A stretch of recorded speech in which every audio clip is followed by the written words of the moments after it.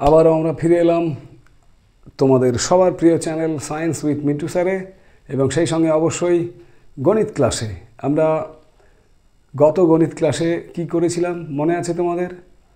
বৃত্ত সংক্রান্ত যে উপপাদ্যগুলো রয়েছে, অর্থাৎ বৃত্ত সম্পর্কিত উপপাদ্যের পার্ট 1-এ আমরা কোষে দেখি 3.1-এর যে অঙ্কগুলো রয়েছিল সেই অঙ্কের সমাধানগুলো শিখেছিলাম।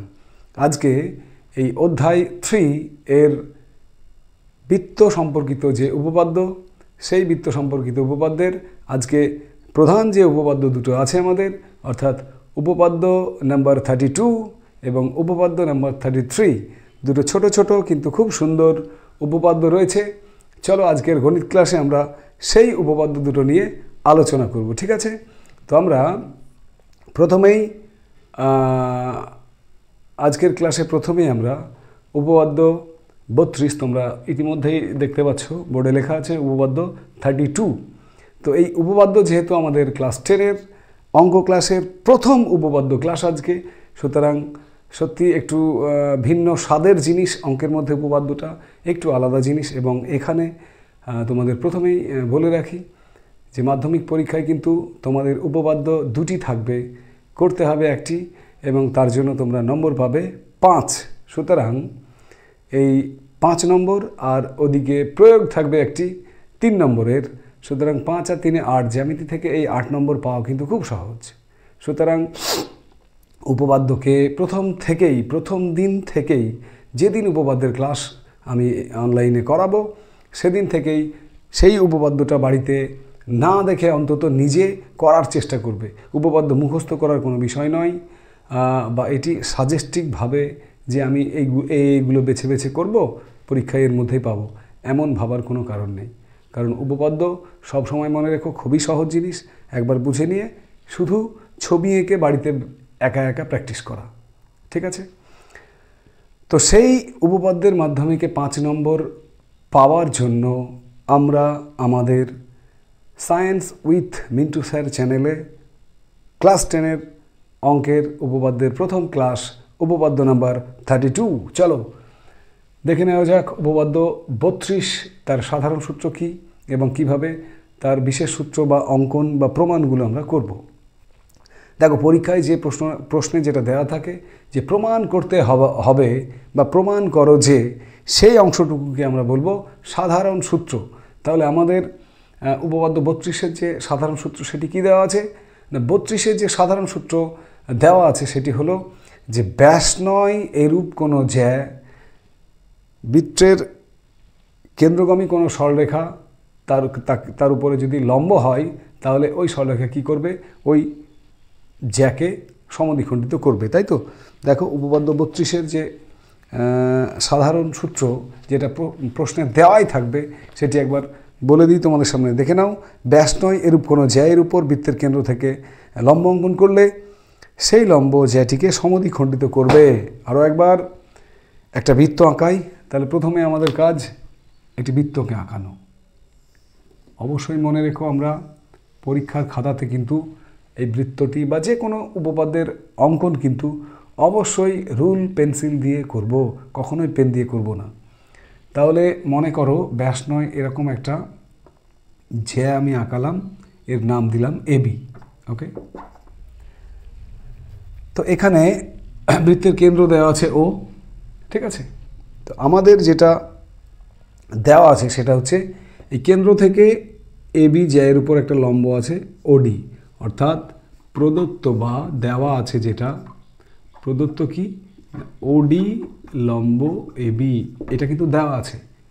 বৃত্তের কেন্দ্র ও থেকে এবি জ্যায়ের উপরে ওডি লম্ব টানা হলো, অর্থাৎ ওডি লম্ব এবি প্রদত্ত দেওয়া আছে। আর প্রামাণ্য কি? তোমাকে কি প্রমাণ করতে হবে? প্রামাণ্য হচ্ছে যে এই এডি আর বিডি সমান, অর্থাৎ প্রামাণ্য হচ্ছে এডি সমান ডিবি। অন্য ভাষায় বললে ওই লম্বটা এবি জ্যাকে সমদ্বিখণ্ডিত করবে, যার অর্থ এবি সমান ডিবি হবে। এটা হচ্ছে প্রামাণ্য। আর এর জন্য আমাদের অঙ্কন কি করতে হবে দেখে নাও। এর জন্য আমাদের অঙ্কন করতে হবে এই ওএ এবং ওবি ডটেড লাইনগুলো হচ্ছে পরে অঙ্কন করা। ও কমা এ এবং ও কমা বি যুক্ত করা হলো, এইটাকে আমরা বলবো অঙ্কন। ওকে, তাহলে প্রথমে প্রদত্ত, বা এখানে প্রদত্ত না লিখে তুমি লিখতে পারো দেওয়া আছে, বা লিখতে পারো ধরা যাক। আর প্রামাণ্য অংশে যেটা প্রমাণ করতে হবে, তারপরের পার্টে অঙ্কন যেটা তুমি আঁকলে, এবারে হচ্ছে নেক্সট হচ্ছে প্রমাণ, অর্থাৎ এটাই আসল জায়গা একটা উপপাদ্যের, যেটা প্রধান জায়গা সেটা হচ্ছে এই প্রমাণ। প্রমাণে যাওয়ার আগে উপপাদ্যটা প্রথম থেকে আরও একবার বলে নিই। তোমাকে পরীক্ষায় প্রশ্নে দেবে যে প্রমাণ করো ব্যাস নয় এরূপ কোনো জ্যায়ের উপর কেন্দ্রগামী কোনো সরলরেখা যদি লম্ব হয়, তাহলে ওই সরলরেখা ওই জ্যাকে সমদ্বিখণ্ডিত করবে। এটা কোশ্চেনে দেওয়া থাকবে। তুমি কোশ্চেন পাওয়ার সাথে সাথে ছবিটি এঁকে নেবে রুল পেন্সিল দিয়ে। ছবি আঁকার পরে এখানে প্রথমেই লিখে দেবে যে ধরা যাক ও কেন্দ্রীয় একটি বৃত্তের এবি জ্যা, ব্যাস নয় এরূপ একটি জ্যা এবি, ও বিন্দু থেকে এবি জ্যায়ের উপর ওডি লম্ব অঙ্কন করা হলো।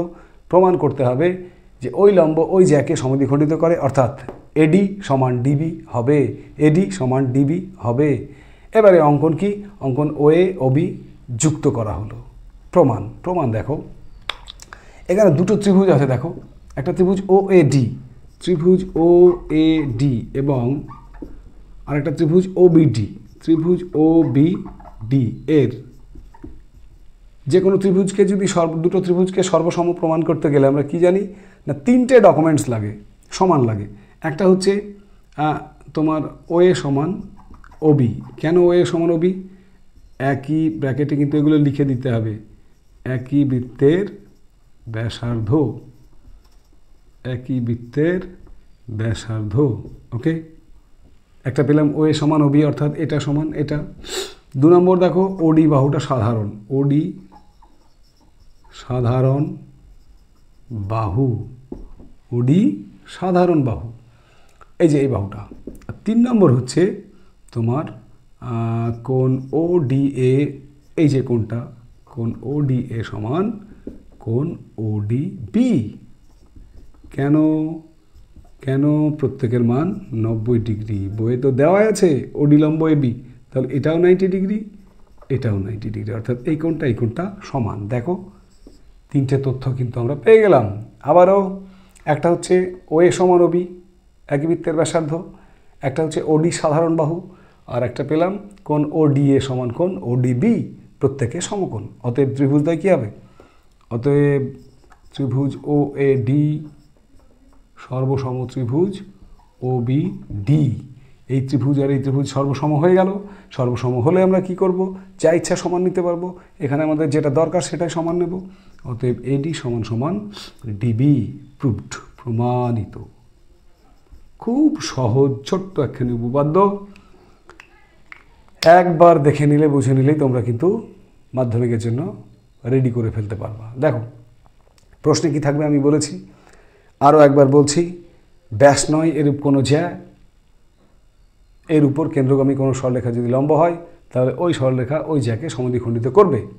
আমি কি করলাম? প্রথমে ছবিটা আঁকলাম, ছবি এঁকে ধরা যাক ও কেন্দ্রীয় একটি বৃত্তের ব্যাস নয় এরকম একটা জ্যা হচ্ছে এবি, ও বিন্দু থেকে এবি এর উপর ওডি লম্ব টানা হলো। এবারে কি করলাম না, প্রমাণ করতে হবে এডি সমান ডিবি, অঙ্কন ও এ ও বি যুক্ত করা হলো। প্রমাণ, প্রমাণে দেখো ত্রিভুজ ও এ ডি দেখতে পেয়েছো, ত্রিভুজ ও এ ডি আর ত্রিভুজ ও বি ডি। এই ও এ ডি আর ও বি ডি এই দুটো ত্রিভুজের মধ্যে দেখো ও এ সমান ও বি। কেন? ও এ সমান ও বি হচ্ছে একই বৃত্তের ব্যাসার্ধ। তারপরে দেখো কোণ ও ডি এ সমান কোণ ও ডি বি। কেন? যেহেতু ওডি লম্ব এ বি, অর্থাৎ ওই কেন্দ্রগামী সরলরেখাটা জ্যায়ের উপরে লম্ব, তাই ওডি এ সমান কোণ ওডিবি। এবং আরও একটি তথ্য আমরা পাই, সেটা হচ্ছে মাঝের যে বাহুটা, ত্রিভুজ দুটোর মাঝের বাহু ওডি, সেই ওডি সাধারণ। অতএব ত্রিভুজ ওডি এ সর্বসম ত্রিভুজ ওডিবি। দুটো ত্রিভুজ যদি সর্বসম হয় তাহলে আমরা যে কোনো জিনিস সমান লিখতে পারি। অতএব এডি সমান ডিবি, যেটা আমাদের প্রমাণ করতে হতো, এডি সমান ডিবি, সেটা প্রমাণ করে দিলাম। তাহলে উপপাদ্য 32, যেটা আমাদের ক্লাস 10-এর প্রথম উপপাদ্য, সেটা যদি পরীক্ষায় আসে আমরা অবশ্যই পারবো লিখতে, তাই তো? কি পারবো? তো কমেন্টে জানাও, পারবে কি পারবে না? পারবে, নিশ্চয়ই পারবে, কেন পারবে না? চলো এবারে ঠিক এর বিপরীত উপপাদ্য, অর্থাৎ এখানে যেটা প্রদত্ত রয়েছে উপপাদ্য 33-এ গিয়ে সেটা প্রামাণ্য হয়ে যাবে, আর এখানে যেটা প্রামাণ্য রয়েছে উপপাদ্য 33-এ গিয়ে সেটা প্রদত্ত হয়ে যাবে। তো চলো আমরা সোজা চলে যাব উপপাদ্য 33-এ। উপপাদ্য 32 মুছে দিলাম। উপপাদ্যে নম্বর পাওয়ার মতো সহজ আমার মনে হয় না অঙ্কে আর কোনো কিছু অংশে আছে, কারণ এখানে উপপাদ্য তো করাই আছে, জাস্ট একবার বুঝে নেবে যে সলভটা কেমন করে করা আছে, বাড়িতে ছবি আঁকবে, কোনো অঙ্কন থাকলে স্পেশালি কোনো অঙ্কন থাকলে অঙ্কনটা করবে, করে এবার আগে দেখে নেবে কোন দিক দিয়ে প্রমাণটা হলো, যেখানে আটকাবে বইয়ের সঙ্গে মিলিয়ে নেবে, বা স্যাররা যেগুলো বলে তোমাদের উপপাদ্য বোঝানোর সময় সেগুলো স্মরণ করবে, করে নিজে নিজে সেটাকে তৈরি করবে। এবার তৈরি যে হয়ে যাবে, না দেখে সেটাকে লেখো। যতক্ষণ না দেখে তুমি লিখছো ততক্ষণ জানবে তুমি তোমার উপপাদ্য রেডি হয়নি। আবার পড়ো, আবার পড়ো, আবার পড়ো, ব্যাস কোনো না কোনো এক সময় কারো একবারে হবে, কারো দুবারে হবে, কারো 10 বার লাগবে, তোমার 10 বারেই হোক না কেন হতেই হবে তোমাকে। ঠিক আছে, নেক্সট উপপাদ্য সংখ্যাটা আমরা এবারে চেঞ্জ করে দিলাম। 32-এর জায়গায় আমরা এবারে উপপাদ্য 33 এবং পেজ হচ্ছে একটা পরের পাতা উল্টাও, অর্থাৎ 59-এর জায়গায় পেজ হয়ে গেল 60 পাতা। তোমরা তোমাদের বইয়ের 60 পাতা বের করে দেখে নাও। 60 পাতাতে উপপাদ্য 33, এখানে সাধারণ সূত্র কী দেওয়া আছে, ঠিক উল্টোটা, অর্থাৎ ব্যাস নয় এরূপ কোনো জ্যায়ের উপরে যদি বৃত্তের কেন্দ্রগামী কোনো সরলরেখা কি করে না ওই জ্যাটাকে সমদ্বিখণ্ডিত করে, তাহলে প্রমাণ করো ওই কেন্দ্রগামী সরলরেখা ওই জ্যায়ের উপরে লম্ব হবে। অর্থাৎ দেখো উপপাদ্য 32-এ দেওয়া ছিল লম্ব হবে, সমদ্বিখণ্ডিত করবে, প্রমাণ করো, আর এখানে সমদ্বিখণ্ডিত করেছে, লম্ব হবে, প্রমাণ করো। ঠিক উল্টোটা, তাই না? তাহলে এখানে আমরা প্রথমেই উপপাদ্য 33-এর জন্য কি করব, একটা ছবি আঁকবো, একটা বৃত্ত আঁকালাম, নাম দিয়ে দিলাম অকেন্দ্রীয় বৃত্ত, ব্যাস নয় এরকম একটা জ্যা এবি, ওডি, এবি এর উপর লম্ব, ও এ যুক্ত করা হলো। ঠিক আছে, নেক্সট এবারে আমরা উপপাদ্য 33-এর প্রমাণে চলে যাব। দেখো ও এ ওবি যুক্ত করো। এক্ষেত্রে উপপাদ্য 33-এ কি প্রদত্ত রয়েছে, দেওয়া আছে কি না, এখানে বলা আছে এডি আর ডিবি সমান, এডি সমান ডিবি, এটা বলাই আছে। প্রামাণ্য তোমাকে কি প্রমাণ করতে হবে, এখানে প্রমাণ করতে হবে ও ডি এইটা এবি বাহুর উপরে লম্ব, অর্থাৎ ওডি লম্ব এবি, আর অঙ্কন সেম, অঙ্কন একদম উপপাদ্য 32-এ যা ছিল তাই, অর্থাৎ ও এ এবং ও বি যুক্ত করা হলো, ব্যাস প্রমাণ।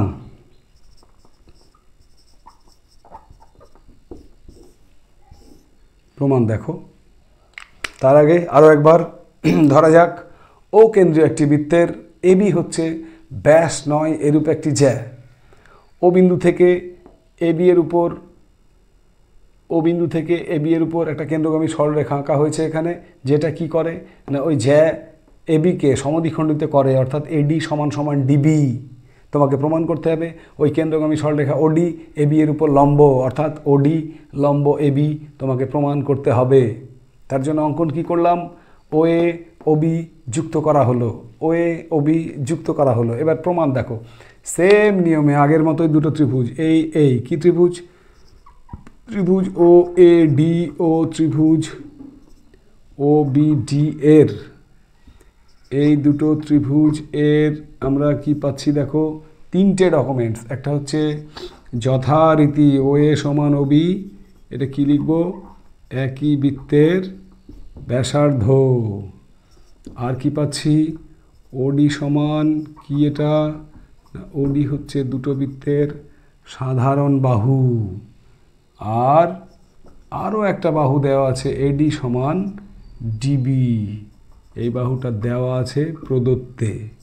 তাহলে দেখো S S S, side side side, সর্বসমতার এস এস এস সূত্রে আমরা বলতে পারি ত্রিভুজ ও এ ডি সর্বসম ত্রিভুজ ও বি ডি, ত্রিভুজ ও এ ডি সর্বসম ত্রিভুজ ও বি ডি। ক্লিয়ার? দুটো ত্রিভুজ যখন সর্বসম হয় তখন আমরা যা ইচ্ছে সমান দেখাতে পারি। এখানে আপাতত লিখব অতএব কোণ ও ডি এ অর্থাৎ এই কোণটা সমান সমান কোণ ও ডি বি, এই কোণটা অর্থাৎ এই সন্নিহিত কোণ দুটোকে সমান লিখলাম। এবারে দেখো এই কোণ দুটোকে সমান লেখার পরে জাস্ট ছোট্ট একটা ওখানে ডায়লগ তোমাকে লিখতে হবে, সেটা হচ্ছে যে কোনো সরলরেখার উপরে যদি আরেকটি সরলরেখা দণ্ডায়মান হয় এবং তার ফলে উৎপন্ন সন্নিহিত কোণ দুটি যদি সমান হয় তাহলে ওই দণ্ডায়মান হওয়া সরলরেখা অপর সরলরেখার উপরে কী হবে? লম্ব হবে। বোঝা গেল কি বললাম?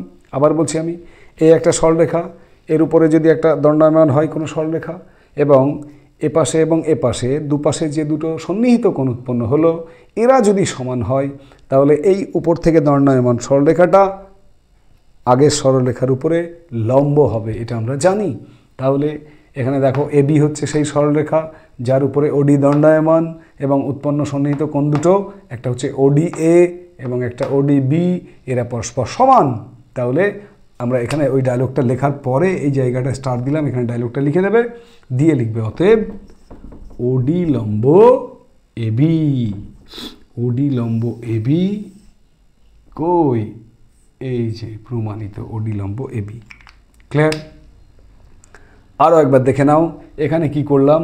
এখানে জাস্ট প্রমাণের ত্রিভুজ ও এ ডি এবং ও বি ডি এই দুটো ত্রিভুজকে তিনটে বাহু সমান দেখিয়ে সর্বসম প্রমাণ করে দিলাম। তিনটে বাহু সমান কোন তিনটে?